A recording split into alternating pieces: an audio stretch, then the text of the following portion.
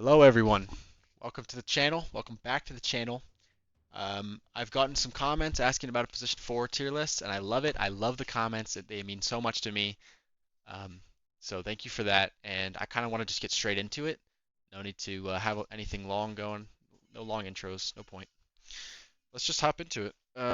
So starting out, this little category I made here is called Play at 5, and it's just play these heroes in the hard support 5 role. There's really no point. They don't do anything else for you in 4. They're just better as 5s.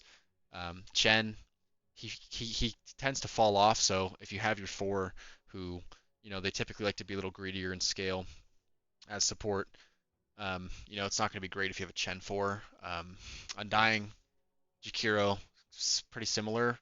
Jakiro can scale, and Jakiro is interesting, but I think it's better to play Jakiro as a 5 to just kind of babysit your carry, and you have a lot of spells that help dominate the lane, all three of these heroes, and they're much better as 5 than 4.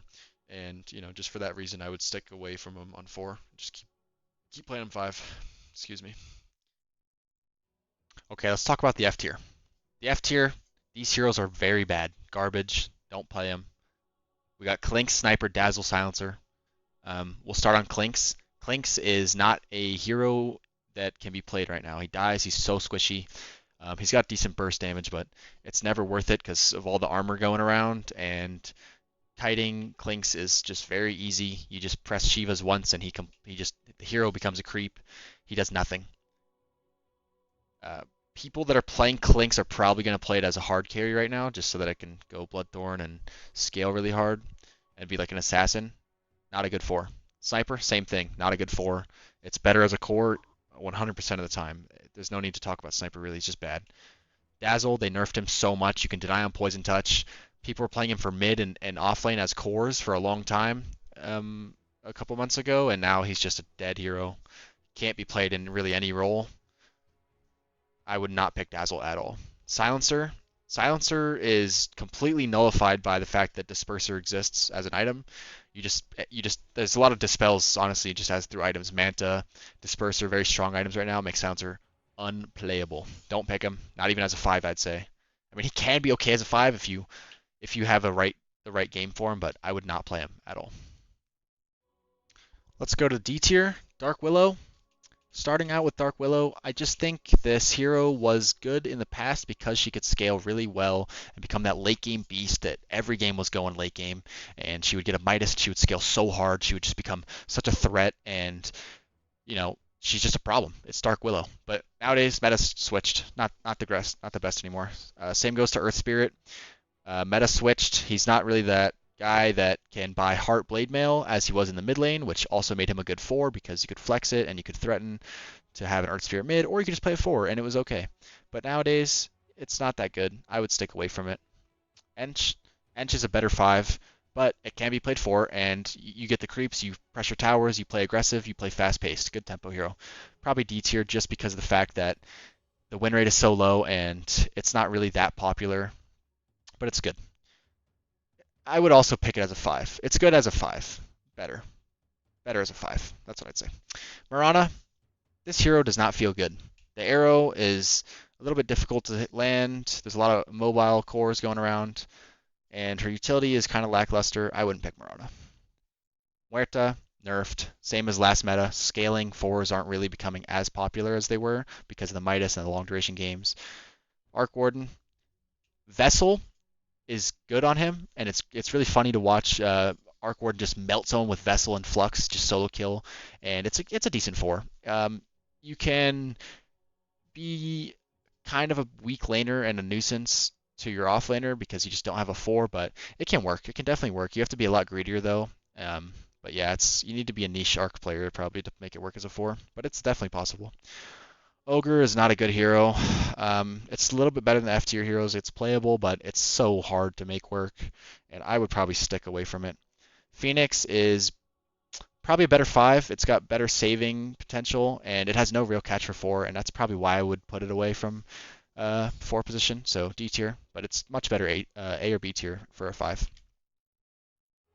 All right, C tier, we got Rubik, and I think Rubik's a pretty decent hero. And for all the C tier heroes, they're pretty playable. You can easily play them, make them work. They're not going to be the best, but they're not that bad. D tier is much worse. F tier is unplayable. Anyways, so Rubik is a good hero. He can steal some pretty good spells right now. They did buff his W a little bit, so his laning is getting better. But there's better heroes than Rubik. But he's a solid one. He's a solid one, and he's fun. So play him because he's fun. Bounty Hunter. You go track people.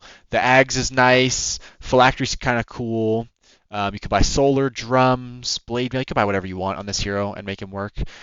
People are playing him as a 3 sometimes, maybe even a mid. I lost to a mid bounty hunter and it was kind of sad, but I felt really strong with the Ags.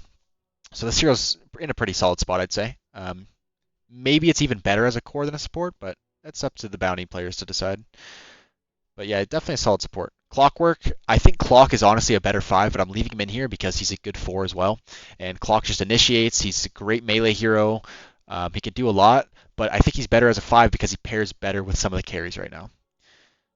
Earthshaker is okay. It's okay. Earthshaker will always have a place because of Blink Echo being so strong, and he's just such a good disabler. But I think there are definitely better 4s to pick. But Earthshaker is nowhere near in a terrible spot. It's just that he's not in where I would put like a B tier. I don't think he's up quite that high, but I think he's definitely solid, and it's nice to have sometimes a fissure bot in your lane that can block the wave and hold it back for a long time, or he can just catch people out of position and burst them down. It's a good hero in those regards. And for Pudge, this hero is I put him in the C tier because I think he's a little bit better than D tier, and Hook with Dismember. The Dismember Shard, where you can save allies, is really strong, and that's the only reason he's up in this list, because saving people with Shard can be super nice. And if you're a good Pudge player, getting hooks in lane and stuff, and you can make it work, and you roam really well as Pudge 4. I do still think it's a better 1, 2, or 3 because of Veil being so strong and Shiva's, but you can always buy a Veil on Pudge. You can always buy a Veil on Pudge, even as a 4, as long as you get the farm and you're not griefing or anything. But try not to grief on Pudge. That's what I would say. Stay away from that. All right, now we got Shadow Demon, and Shadow Demon has a good save, and his W is interesting because you can put it on your offlaner who's going to go in, and you're gonna deal damage around whoever's taking the damage. If that makes any sense. It's kind of a complex ability, but I think the main reason Shadow Demon's in a decent spot is because of his ultimate. He's a hard hero to play, but if you can make it work, his ultimate is great because it just purges. And let's say you have a strong Wind Ranger carry on the enemy team, and she's running around dealing a ton of damage. She's impossible to kill. You press R on her, and she dies really quickly. It's a good save. The save is good against maybe they have a Doom or something that's popular right now that you put them under in the disruption. So Shadow Demon's quite a solid hero, but he's hard, and I think you need to have a good understanding of him to play him. We got Skywrath, Skywrath is a burst hero. It's decent follow-up, but it's not the best right now, but it's a good hero. It's got good damage. You can buy Phylactery. It's interesting. You can buy Atos, which is a good item right now. It's a good hero. You have good damage. You just need to have a person on your team that stuns or disables in place for a long time so that you can follow up. Now Snapfire, her win rate's not the best, but she's a decent hero. You can go Gleipnir as a 4 even. I think it's interesting. Diffusal's cool on her, but that's more of a core build. There's cool items for Snapfire, and her ult is good. They just buffed it. All of her spells feel pretty good to use. Just make sure to follow it up with someone with the stun again. Now Veno, this hero is a lane dominator. It's probably a better 5, but you can play it as a 4. You can build auras. You can just do a ton of damage. You can buy Ags, and then whenever you die, you just do a ton of AoE damage. So I think Veno's pretty good. Good disables, good damage. Not a bad hero to have on your team. Zeus is interesting because his W gives you vision. So for Zeus, that's kind of how you play support. You just get an Aether Lens, maybe a Phylactery. You press W on cliffs and popular ward spots, and you want to de-ward as much as you can.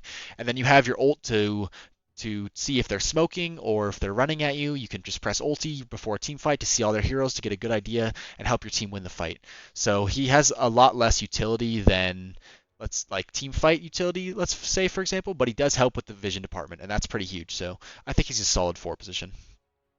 Treant is Probably a better 5. They nerfed him, and he keeps getting nerfed and nerfed and nerfed, and he just doesn't fall off. He's Treant. He's a good hero. He's a really strong laner. His armor is good. It works on towers. It's global range. You can give armor to the other lane if they're losing. Treant's great. His ult is really good. The only reason he's lower on here is because Disperser is a popular item, and Manta being fairly popular really hurts his ultimate. But once, like, let's say you're playing Treant 4, you got a good lane, and you get far enough, you get an Aghanims. You put Aghanims everywhere. You give your team so much vision. It's such a good hero to have on the team. I really like Treant. He has a lot of utility. He heals, he slows, he can cut waves. He can set up really deep wards with his shard, giving him invisibility. I think Treant's a great hero and probably a better 5, but people aren't playing it as much as I think they should because it's just a new meta. And I think people are probably a little bit tired of playing Treant every single game for hundreds of games. But yeah, it's a great hero. Definitely not a hero that you need to be um, sleeping on because I think it can carry games for sure. All right, for Weaver as a 4 position, it's a solid core right now. Um, and I would say as a 4, it's quite decent. With Atos being strong, the Swarm is good. Just a good spell. You combo it with some other armor reduction, and people die quickly. He's a nuisance. He can put wards down. He's invis. He just runs around. He's not as strong as he used to be in the past, but he's still a good hero. I'd keep him in C tier as a 4. Just it's not bad. You could buy Vessel, Atos. It's good items. Good items. Good utility hero. You can even go Ags actually. It's a little bit hard without Aetherlens, so the hero feels a little bit weird as a 4, but it's still very solid. I'd still think you can pick it. Monkey King is a little bit different. It's a melee. It's hard to play. You need to have good understanding of the hero, but other than that, you can make it work quite well. Mage Slayer is amazing on Monkey King and Orchid and Bloodthorn and stuff. It's a good hero. Diffusal. You can buy all these items on 4. Makes it nice. Coddle is a good 4, but I think it's a little more situational. You need to have a melee, sorry, not a melee. You need to have an offlaner that utilizes mana, and you need to have a mid or a mid that utilizes mana. I don't know. It's hard because Coddle has a fairly weak laning stage, but his Q is great for nuking out waves, and you can get really farmed on this hero fast as a 4 and have a lot of utility. Um, but yeah, it's preferred to have an offlaner or a mid with like a Storm, Viper, Ember, something like that that you can give mana to. IO is also situational. You want to only really pick it if you have a good tether hero, where you're tethering your Slardar, you're tethering your LC, you're tethering a nice offlaner that likes to click people. Like it could be good with Viper, but the problem with IO is that you lack damage and disables if you have it on your team as from the 4. So you need to fill those spots with other roles, usually mid or 5. Invoker, it's all right. Quaswex is still good. Vessel is good. You pretty much just go Quaswex. Nothing really much to say about it. It's a good ganker, good team fighter. Enigma's interesting because he's been getting buffed quite a lot actually. And I would say Enigma's a good hero to put in the 4. It's a pretty good 5, and it's a great 3 right now. Vlad's being super strong. I've seen Taiga play it quite a lot, and he's just making it work so well. I think if you know what you're doing on Enigma, this hero can be way better than how I valued it, but it's a little bit difficult, and Black Hole's not always super reliable. But it's really good with Vlads, and you can just play super fast tempo. Good hero, though. Marcy. Marcy, another melee 4 that you kind of need to make sure you have a good laning partner, but Sidekick is really strong, and she can scale pretty well with BKB Basher. She can do a ton of damage, kind of like a second carry sometimes. But yeah, her spells are pretty decent right now. Magnus is hard because this hero really you need to be really good at it, I think, to make it work. You need to get boots and you need to skewer people as much as you can. Skewer is a very strong ability, especially once you get later on in the game. Just having a 4 position that can pull people out of position is always very strong. So Magnus is a good contender. Now moving on to the B tier, we have Batrider. And Batrider is a hero who's quite interesting because his win rate is really low, but I believe he's quite a strong hero, especially when played in the right hands. Um, with Bat, if you buy a Blood Grenade and you take W level 1, you can kill almost any hero. So he's quite nice in the early game for that, and then once he gets level 3 with 2 points in Firefly, he can pretty much run down any hero caught out of position. So he can be quite dominant. And I think Batrider has moved away from the core role as of all the changes he's gotten. and he just feels like a pretty solid support. Lasso and Blink are strong, and basically the build on Bat is you go drums, or you can just even rush Blink straight up, and then you want to lasso people and pull them towards your team. So you're pretty much just the initiator four that everyone likes to have, and his laning isn't all that weak. Gyrocopter. Now Gyro's more of a damage dealer support, and he's quite strong when it comes to buying Shard. And at 15 minutes, you have Shard on Gyro. You got maxed Rocket Barrage and close to max missile, and you just press W on someone with your missile, and it follows them, and it just does so much damage. It's incredible. And he's a good laner. He can be played as 5 as well. You just run people down with Rocket Barrage. It's really strong. Shadow Shaman is honestly really great. It's just such a good hero. It's been getting buffed so much over the past years. And this hero, it locks people down for so long. It's got good team fight control. You got hexes, and his ultimate just allows you to push objectives or just zone heroes in team fights, especially supports who can't kill the snakes quite easily or don't want to take the physical damage from them. Shaman likes to use Hex to amp damage, which is one of his main selling points right now, in my opinion. Hex is just so strong. It's a long duration stun, and it just makes people take like 20% increased damage. So it's just really powerful, this hero. I suggest picking him, honestly. I could even move him to A tier. I think he's really strong, but he is also Shadow Shaman. He's got a lot of weaknesses. Um, Spirit Breaker. This hero will probably be strong for a long time just because they nerf his damage, but his charge still does so much damage to creeps. You can clear waves. You're just that 4 position that runs and constantly ganks and applies pressure the entire game. You pair him with a Darkseer or any ranged hero in lane, and you got a strong lane. And then, once he gets a couple levels, he can just start ganking like nonstop. Global map presence ganking. It's very annoying to play against. Techies is a kind of a lame dominator. They made his Q have a huge attach rate, so now Techies is doing a lot of damage. He's a lot easier to play. He likes to buy team fight items, aura items, mech, pipe, Greaves, Glimmers. He buys all the support items, and he does a lot of damage. And he can ward off areas. He can control areas. Roshan with his mines. Overall, Techies is a solid pick. Now, moving on to Tusk, he's a great hero with ranged heroes, and generally he likes to play aggressive in lane. Tag team is so strong with your offlaner. You can beat up any hero. You use ice shards to catch someone out of position in lane. You both just go to town on him with tag team. It's a guaranteed kill in most situations. Once he gets 6, he becomes a beast. He just runs around punching people. No fun to play against. Good hero. And later on, he buys Ags, Blink Ags. You can kick people out of position. You can Blink Snowball to save your teammates. Overall, Tusk is a nice pick. Windranger.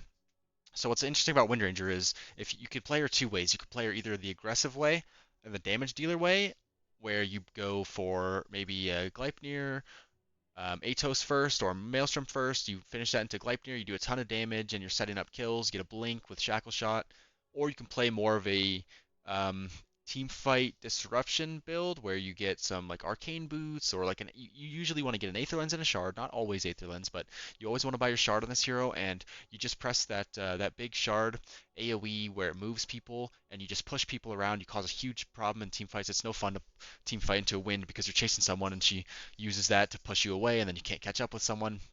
Stuff like that. Wind can be a huge nuisance in team fights as a 4, and she lanes pretty well. And I think the power shot change to slow makes her a better support now than ever because her her main way of dealing damage is through her W, and that also slows. So as long as you're hitting your power shot, you're reliably doing a good job as a support. Winter Wyvern, Mage Slayer, Winter Wyvern is just awesome.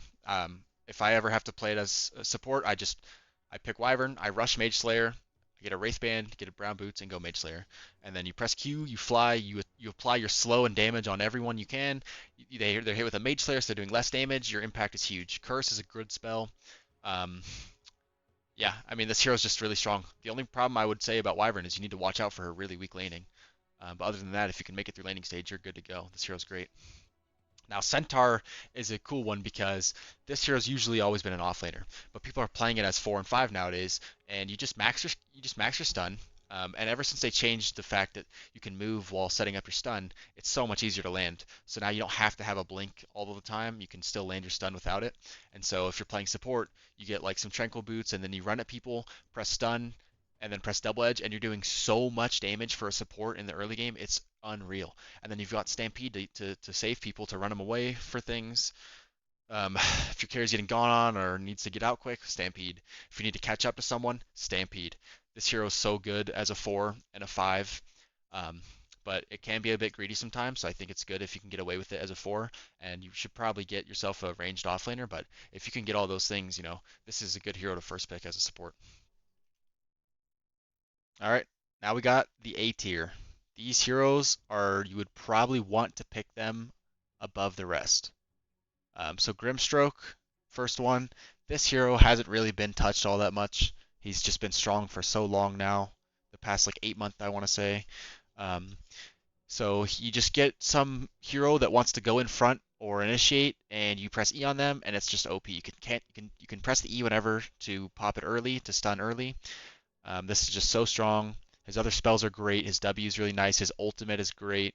Low cooldown. Overall, I think Grim is just a really strong hero. It pairs well with a lot of the offlaners right now. And yeah, I mean, you can't go wrong with Grim. Nature's Prophet. Hero is still broken. They're not nerfing him. Sprout deals damage. You can clear creep waves with it. Basically, the whole gameplay of Nature's 4 and 5, it pretty much plays out the same. Is you get teleport. You can ward anywhere. In the early game laning, you want to buy Blood Grenade and just teleport to the other lanes when you see a kill potential. And he lanes really well, so you can pretty much win your lane. You can TP to other lanes to win their lane. He does so much. This hero is just so strong right now. Nyx Assassin.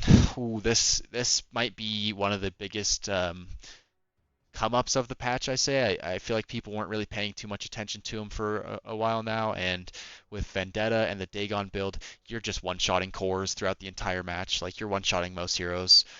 The only problem he's having right now is Mage Slayer is pretty prominent, and that does hurt Nyx a little bit, but for the most part, you're killing any hero you want.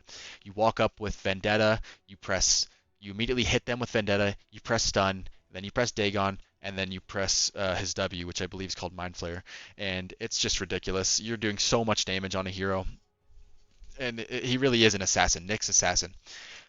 His biggest weakness is his laning stage, but if you can, you can drag waves. It's just a melee 4, so if you know how to play melee 4s, you can pretty much make him work. This hero just becomes an absolute threat on the map once he gets level 6. You have to have vision. You have to play in vision. So scary, man. This Nyx hero needs to be dealt with. And a lot of like summons or Vlad's buyers can kind of deal with him by just overwhelming him.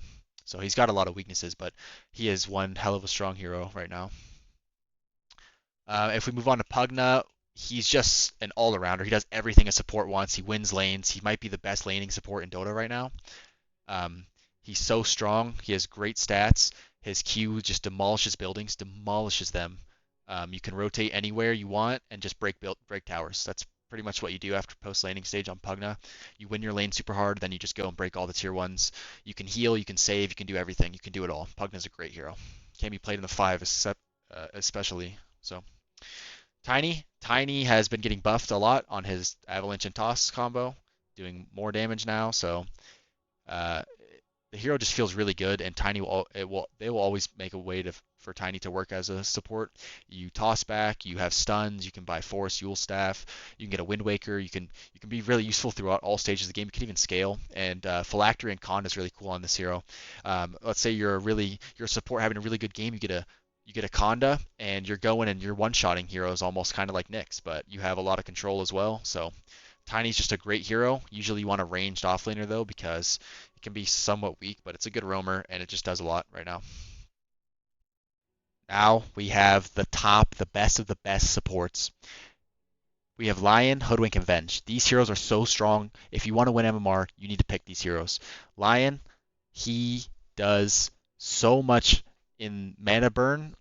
You take all their mana, you deal so much damage while doing it because they buffed his E, so it deals damage now, and it costs nothing. So you could just spam mana burn on people. As long as you're safe and not dying, you're going to steal all their mana, and you're going to do a bunch of damage while doing it. People are not even going the Blink Rush anymore, although it's still viable. They're just maxing mana, I forget what it's called, mana drain, there we go. And they're just mana draining everyone. It hits 3 heroes at a time with Shard. They're rushing Shard, they're buying Aether Lens, and they're just sitting and stealing mana.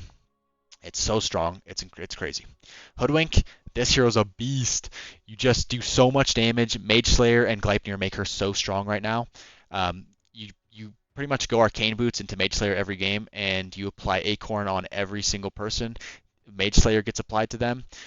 Her shard is good. Boomerang is good. You can just burst people down. You can stun them with Bushwhack, and then use the boomerang. And then while you're channeling, by the way, you can channel your ultimate and cast these spells, and then you just hit like for like 1,000 damage with your ult after all that.